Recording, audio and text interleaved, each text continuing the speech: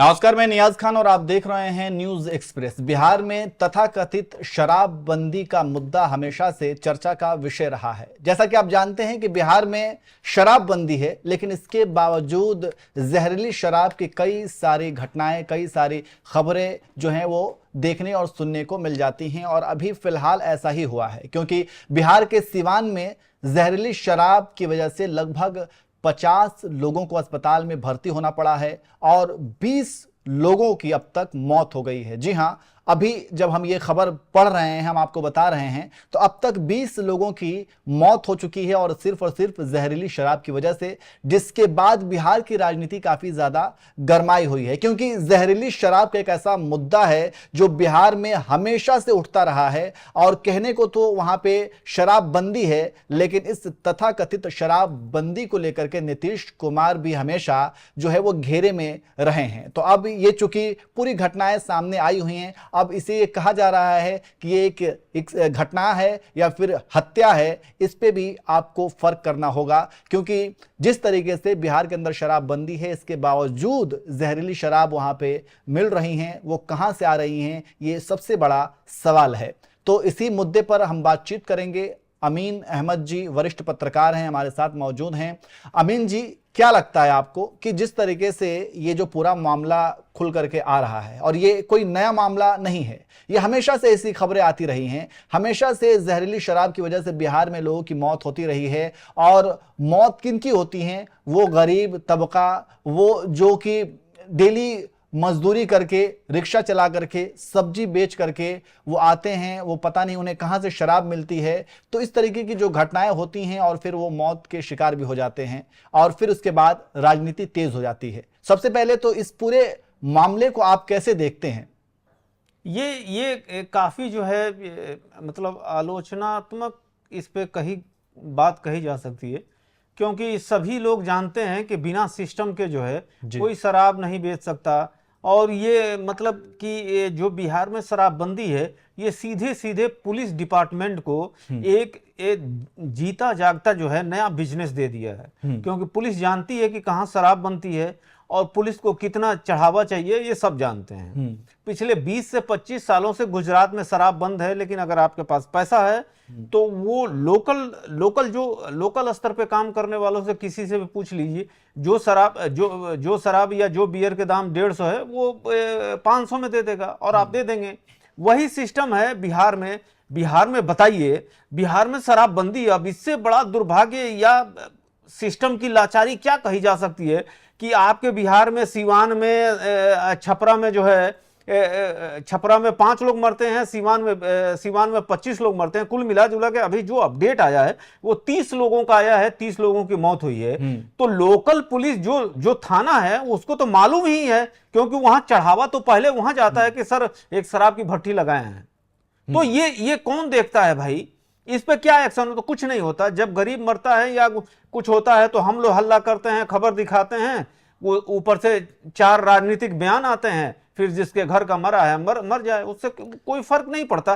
तो ये उसी तरह की घटना है। इससे पहले भी जो है 30 लोग, 50 लोग, 60 लोग, 70 लोग, ये तो वो घटना है जिसको हम देख रहे हैं। लेकिन जिसके घर में मरा है वो खुद दिखाना नहीं चाहता कि पुलिस आएगी और तमाम तरह के एक्शन लेगी। इससे बेहतर है कि वो जो है उसका क्रियाकर्म करके वो जो है नदी में सही बात कर देता है। तो उसको कौन देखता है? हाँ, क्योंकि जाहिर सी बात है कि अगर वो बताएंगे तो फिर पूछताछ शुरू होगी, कहां से शराब की तस्करी हो रही है। अब ये भी बड़ा ही अजीब सवाल है कि अब प्रशासन जो है उनसे पूछेगी कि कहां से शराब की तस्करी हो रही है, जबकि ये काम प्रशासन का है। अब जब वो खुद पता लगाए, लोकल स्तर पे वहां थाना है, थाने को मालूम है, एक इलाके का थाना है, उसका एसएचओ को ये नहीं मालूम कि हमारे इलाके में कहाँ भट्टी है, कहाँ क्या है, कहाँ क्या। और अगर उस एसएचओ को नहीं मालूम है तो उसे उस पद पर रहने की क्या जरूरत है? एसएचओ को मालूम होता है, सबको मालूम होता है कि कहाँ से पैसा कहाँ टर्न होके कहाँ जाता है।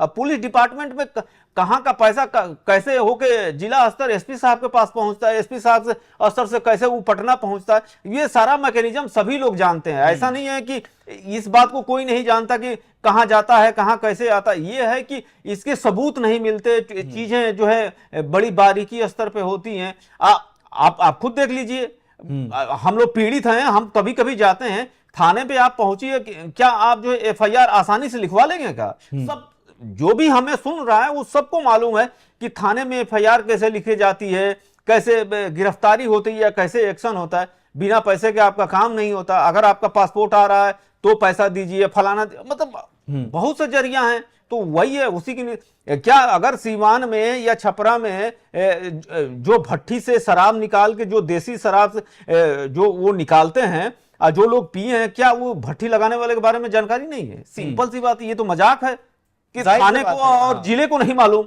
और 25 से 30 लोगों की मौत हो जाती है। बिल्कुल। और जब ये मौत होती है तब जाकर के जब मामला उठता है, जब वहां पे जो है रिपोर्टर्स जाते हैं, न्यूज चैनल्स उसको कवरेज देते हैं, तो पता चलता है कि इतनी बड़ी घटना हो गई। और इसे तो घटना नहीं कहेंगे बल्कि हत्या कहेंगे। एक कहीं ना कहीं ये हत्या ही है अमीन जी, कि जिस तरीके से ये पूरा मैकेनिज्म है, सबको पता है कि ये सारी चीजें कैसे होती हैं, किस किस के थ्रू जाती हैं, कहां से आता है और किसके पैसे जाते हैं, ये सब कुछ है। लेकिन इसके बावजूद शराब माफियाओं पे अंकुश नहीं लगता है। तो ये प्रशासन का फेल्योर है, ये बिहार सरकार का फेल्योर है। क्योंकि अगर बिहार सरकार ये दावा करती है कि बिहार में शराब बंदी है, यहां पे शराब नहीं मिलता है, लेकिन इसके बावजूद यहां पे तो सीधे जहरीली शराब से लोगों की मौत हो रही है, तो ये एक राजनीतिक विषय भी बन जाता है। फिर यहां पे राजनीतिक रोटियां भी सेकी जाने लगती हैं। क्योंकि ये पूरा का पूरा मामला जो है, मैं आपको जो पूर्व डिप्टी सीएम तेजस्वी यादव हैं उनका भी बयान में पढ़ करके सुना देता हूं। उन्होंने गुस्सा जाहिर करते हुए कहा कि सत्ता संरक्षण में जहरीली शराब की वजह से 27 लोगों की हत्या कर दी गई है, दर्जनों की आंखों की रोशनी चली गई। बिहार में कथित शराबबंदी है, लेकिन सत्ताधारी नेताओं, पुलिस और माफियाओं के गठजोड़ के कारण हर चौक चौराहों पर शराब उपलब्ध है। तो अमीन जी, आखिरी सवाल कि जिस तरीके से इन्होंने ये साफ तौर पे कह दिया कि कथित शराबबंदी है, लेकिन सत्ताधारी नेताओं, पुलिस और माफियाओं के गठजोड़ के कारण हर चौक चौराहे पर शराब उपलब्ध है, तो ये तो हर कोई जानता है कि बिना इसके गठजोड़ के शराब मिल ही नहीं सकता है। ये सब कुछ, ये पूरा का पूरा मैकेनिज्म है जो एक तरीके से बिछी हुई है कि कैसे किसको क्या लेना है। लेकिन क्या बिहार सरकार को ऐसे एक्शन लेना चाहिए या नहीं लेना चाहिए, या फिर क्या इसकी जिम्मेदारी बिहार सरकार को लेनी चाहिए, इन मौत की जिम्मेदारी लेनी चाहिए?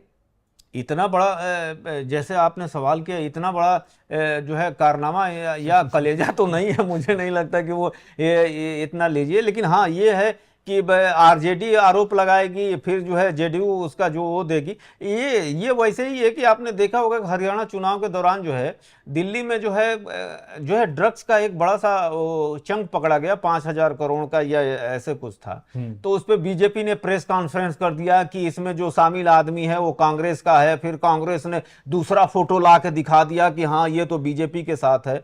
तो ये चलता रहता है। अभी जो है मध्य प्रदेश में पकड़ा गया, तो मध्य प्रदेश के कैलाश विजयवर्गीय जो है मंत्री हैं, कद्दावर नेता हैं, महासचिव भी रहे हैं, तो उन्होंने कह दिया कि ये तो राजस्थान से आ रहा है। अभी जो है गुजरात में फिर पकड़ी गई है 5,000 या 7,000 या 2,000 करोड़ की 2-3 दिन पहले। तो ये ऐसे ही है कि हमारे राज्य में होगा तो बीजेपी हमला करेगी, बीजेपी के राज्य में होगा तो कांग्रेस हमला करेगी। ये वैसे ही चल रहा है, ये वैसे ही चलता रहेगा। ड्रग्स आता रहेगा, शराब पीते रहेंगे, लोग मरते रहेंगे। ये वैसे ही एक डेकोरम है, जैसे हम लोग भी चर्चा कर लेंगे, चलो यार बड़ी खबर आ गई है, बस इतना ही है। लेकिन गरीब से या किसी के मरने से या किसी के जीने से या उसकी सेहत से किसी को फर्क नहीं पड़ता है। बस नेताओं को अपना जो है अपना जो उनका सार्थक वो जो टारगेट है वो पूरा होना चाहिए। हिंदू मुसलमान करना है, शिक्षा नहीं देंगे, एजुकेशन नहीं देंगे। बिहार के एजुकेशन का क्या हालचाल है, जॉब की क्या स्थिति है। लोग जो है इतना माइग्रेशन पे रहते हैं कि पंजाब और यहाँ वहाँ गुजरात हर जगह जाते हैं। ये नहीं कि उद्योग इस पे कोई ध्यान नहीं देता। बस हिंदू मुसलमान है। गिरिराज जी जो है हिंदू एकता करने के लिए रैली निकाल रहे हैं, इनका अलग काम है, चुनाव है, तो ऐसे ही फिर जो है 2-4 और बयान आएगा और फिर खत्म। चलिए, तो कुल मिलाकर के बिहार के सिवान में जहरीली शराब की वजह से लगभग 50, अभी तक की जो जानकारी है 50 से ज्यादा लोग जो है वो अस्पताल में भर्ती हैं और करीब करीब 30 लोग अभी तक मौत के शिकार हुए हैं और जहरीली शराब की वजह से। इसके बाद से बिहार में राजनीति तेज हो गई है और ये कहा जा रहा है कि ये तथाकथित शराबबंदी जो है बिहार में, इसके बावजूद इस तरीके से जहरीली शराब का मिल जाना, फिर लोगों की मौत होना, इसका आखिर जिम्मेदार कौन है? आखिर इसका जिम्मेदार कौन है, ये हम आपसे भी पूछना चाहते हैं। आप भी कमेंट करके जरूर बताएं।